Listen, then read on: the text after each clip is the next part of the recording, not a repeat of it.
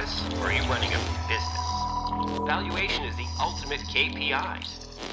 Hey there, it's Mike Langford. We have a very special episode of the Modern Financial Advisor podcast for you this week. But before we get into the show, I wanted to share a personal experience that happened to me over the last week or so and my family that anyone who lives in Texas or the surrounding states likely experienced at least a portion of what I experienced. And that is we had a disaster happen here, right?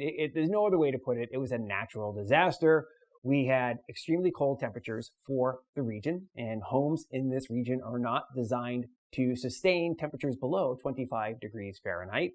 We had an ice storm, which coated all the trees, all the roads with ice, followed up by a snowstorm, which dropped 6 inches of snow on us here in Austin, followed up a day or so later by another ice storm, which put a layer of crust on top of that ice. Now, here's the challenge with that here in Austin, Texas. Number one, water froze. So we were without water for just about 8 days. So we were shoveling that ice and snow to melt, to use to flush toilets because we had no running water in the house. Well, one might say, why don't you just go to a hotel? Mike, you can afford to go to a hotel. You are right on that part. However, hotels were booked up and some were closed because they had no running water. But even if I wanted to go to a hotel, here was the problem I was facing. The roads were frozen, as I mentioned.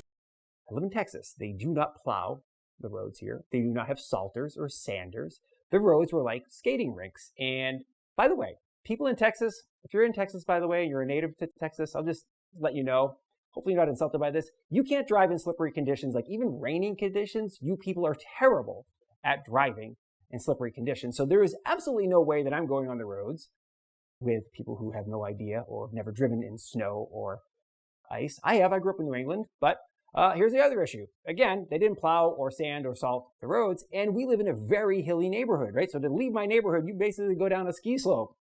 Needed no part of that. So we were effectively trapped for 8 days-ish in our house until the roads finally did melt and we were able to actually get up to a hotel to do showers and stuff like that and then come home. And so disaster recovery, disaster hardenedness, if you will, was put on full display.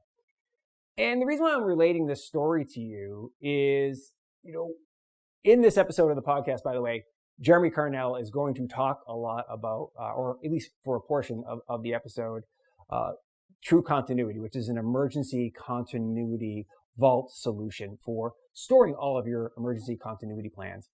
But it really shined a light on this experience that I and many of those, again, in Texas and surrounding areas went through is it shines a light on the need for emergency continuity in your business and in your personal life, right? To be prepared for when something like this happens. So, a scenario like this happens, if you're an advisor in Texas, chances are many of your clients are in Texas. So many of your clients are experiencing the same things. Many of the people in your business are experiencing the same thing as you. They're also going through an emergency and they are stuck in their houses and can't go anywhere and can't do business potentially if their electric is down. And by the way, many people here in Texas were without power for many, many days. No power, no heat, right? So everybody's experiencing their own personal emergency.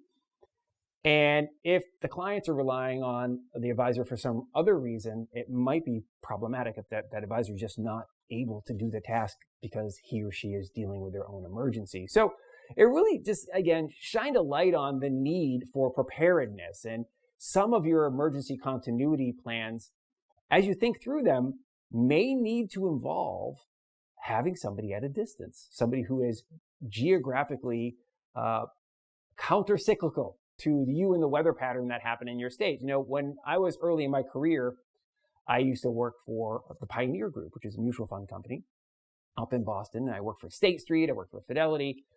All of those companies had, and Pioneer being the smallest of the three, they had disaster recovery sites that were not in their main location, right? Their main headquarters. They had an off-site office. So one thing you may consider, and we talk a lot about advisor transition on the show, and the podcast episode that we're doing this week talks a lot about advisor transition.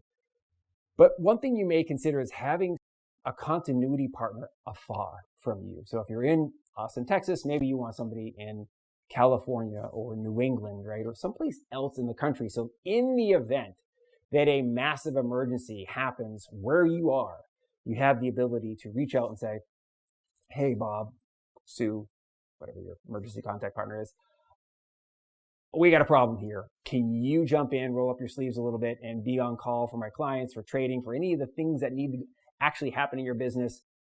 People can get in touch with you. I'm going to forward my number, my business number to you, or whatever that is, and let my clients know that you're taking over for a few days while I deal with the fact that I have no water, right? So anyway, wanted to relate that to you. I hope you found it helpful, meaningful. Again, this week, Jeremi Karnell, CEO of Truelytics, and Scott Wetzel, the CEO of Skyview Partners, are joining me for a very special episode that we recorded for the Virtual Financial Advisor Summit. You may remember in the last episode, we had Jeremiah Desmarais of Advisorist and Kevin Darlington of Broadridge Advisor Solutions, who put on the Virtual Financial Advisor Summit on the show with me. So we are talking about advisor transition, right? So succession planning, M&A, and emergency continuity, as I mentioned just a few moments ago. So you're really going to love this episode of the show. Jeremi and Scott have just so much wisdom about this topic. Chances are you're going to learn a lot. If you happen to attend the Virtual Financial Advisor Summit, you likely have seen this episode of the show. Again, we recorded it especially for the summit, but we're also sending it out to our normal audience here as well, okay? As always, if you have questions or suggestions for the show, please do send them in, podcast@truelytics.com, or you can reach us, Truelytics, everywhere on LinkedIn, Twitter, the YouTubes, Facebook, right? We're there for you. Or you can just swing by truelytics.com and use that contact form. And of course, I'm at Mike Langford basically everywhere, okay? All right, let's get to the show with Jeremi and Scott.